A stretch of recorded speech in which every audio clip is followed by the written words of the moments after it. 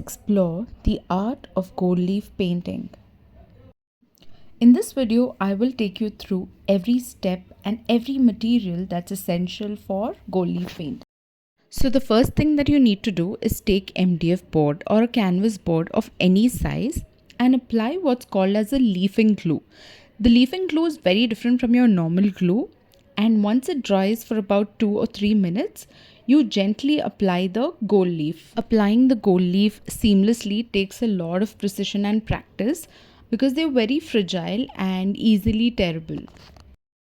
Now coming to the painting, I first added light blue and dark blue in the center, and after it dries, I'm gently adding the branches.